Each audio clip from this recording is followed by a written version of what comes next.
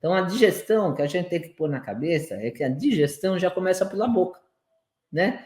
Então, por que começa pela boca? Porque cada garfada é uma escolha. Você já está escolhendo o alimento que você vai mandar para dentro, né? Então, se você escolhe alimentos processados, industrializados, embutidos, tudo isso que faz mal, enfim, toda essa gama de alimentos inflamatórios, você já vai estar, né, estimulando uma inflamação.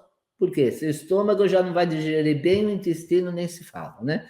O intestino já vai sofrer com tudo isso. E a digestão começa, então, pela boca e termina onde? No ânus. Então, digestão não é só estômago. Aí eu tenho que tratar meu estômago. Você tem que já começar a escolher o que você tem que pôr para dentro de você, tá? Então, ânus, não, ao contrário, boca e ânus. É tudo isso aqui, o aparelho digestivo. Então, o alimento que a gente coloca na boca desce aqui pelo esôfago e cai lá no estômago. Lá o alimento é hidrolisado, é digerido e depois vai para o intestino, né? E o alimento tem que ser de uma mão só, uma via de mão só, não é via dupla não, tá? Não é mão dupla, igual a rua que você mora, a estrada, sei lá, a rodovia. Tem que ter uma via só, é de cima para baixo. Sempre tem que descer, nunca voltar. Se você está tendo refluxo, não é normal. É comum, mas não é normal. É muito comum, muita gente tem. Mas o certo não seria ter, né? Então a gente tem que fazer de tudo para não acontecer isso, tirar a causa, né? Por quê? Né?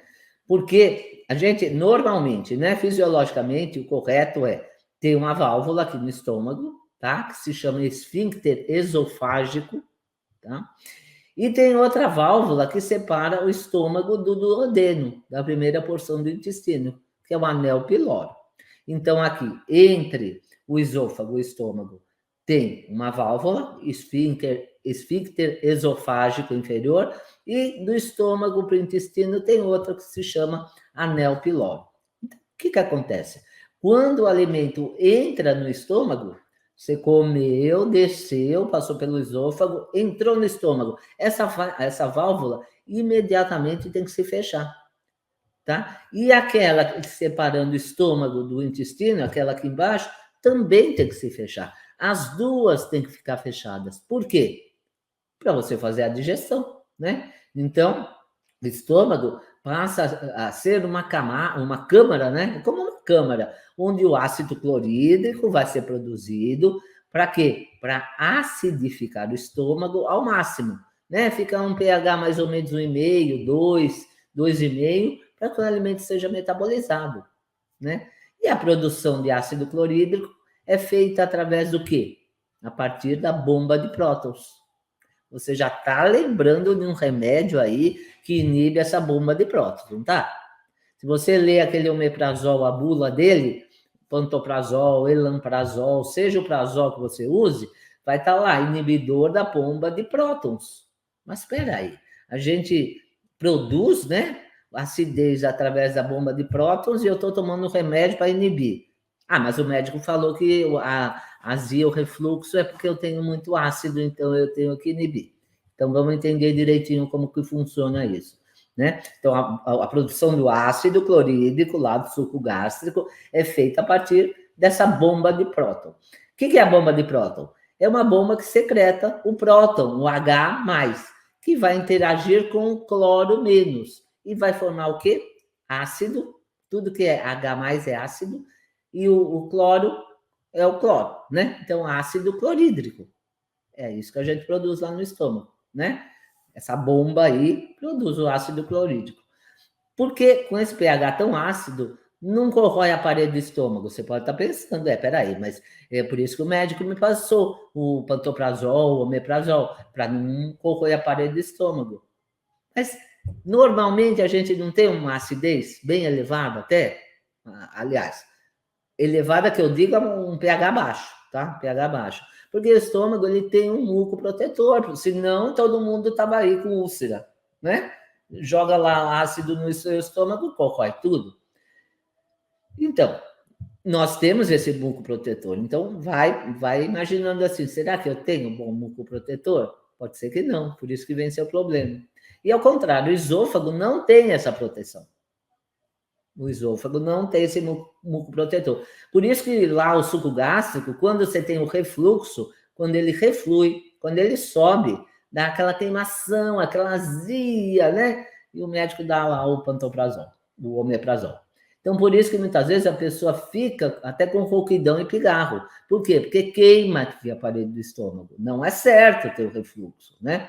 O esôfago, para se proteger dessa acidez que sobe, ele começa a produzir um muco, e isso pode ir até para o ouvido e nariz, causando otites, sinusites e tosse, pigarro. Por quê? Porque, por causa do refluxo, o esôfago, para se proteger da acidez, para não queimar, né, não corroer, ele mesmo começa a secretar um muco.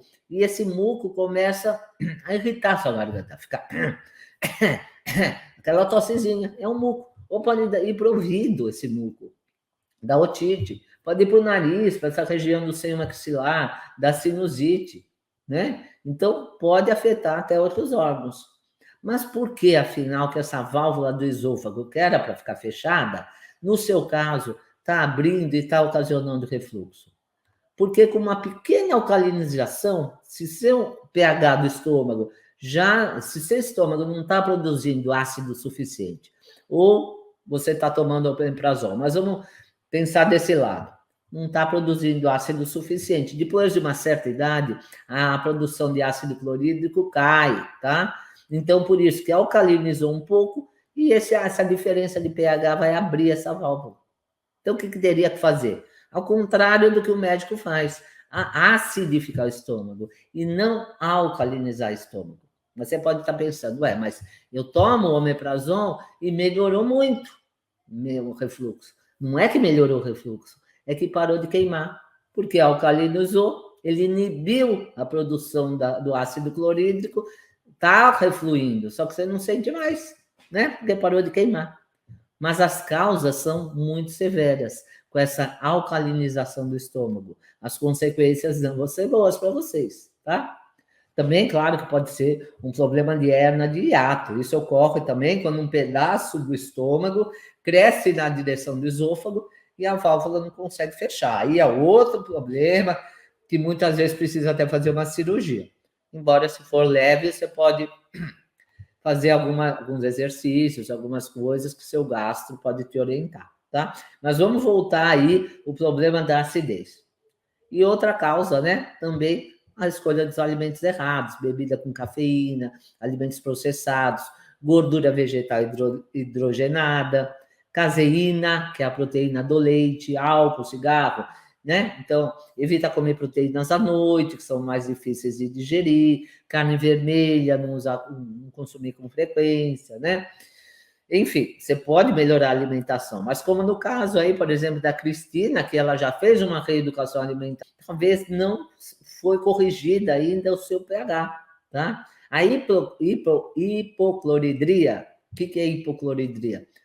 O pH menos ácido, tá? Pouca acidez no estômago. Pode ocorrer pela idade, como eu falei. A própria idade já diminui a secreção do ácido clorídrico ou suco gástrico. Depois dos 40 anos, a produção desse ácido começa a cair. E nós temos também células na parede do estômago que são bombas oxítinas, que vão secretar gastrina, que é produzida pela célula G, piramidal. Nós temos a acetilcolina, olha o neurotransmissor da memória, ó, que eu falo sempre, né? A histamina é a que mais produz ácido clorídrico. Então, se você come muito alimento alergênico, os mastócitos vão secretar mais histamina, que vai piorar suas alergias. Então, muita gente tem alergias até de pele e tudo, por causa da alimentação, né? Mas a histamina é importante também para produzir o ácido clorídrico. É a histamina que é liberada em situações de alergia, por isso que você toma um antihistamínico, né? Ela não pode estar em excesso, não pode estar, por exemplo, com uma resistência à histamina. Quando tem uma resistência à histamina, tem uma enzima que chama DAO, e essa enzima pode ter nenhuma produção da enzima, pessoas que não produzem essa enzima, pessoas que produzem pouco essa enzima, ou pessoas que produzem essa enzima, mas ela é falha, ela não está fazendo seu papel. Qual que é o papel da enzima DAO? É quebrar a histamina dos alimentos. Então, você começa a criar uma resistência à histamina. Tá? E agora está tendo no Brasil até para vender essa enzima. Tá? Então, quando a histamina é liberada no estômago? Quando a gente ingere alimentos alergênicos. Aí começa a liberar essa histamina. Se a histamina é a que mais libera ácido clorídrico, com alimentos alergênicos pode desenvolver uma gastrite, por exemplo, né? Por causa da própria alimentação.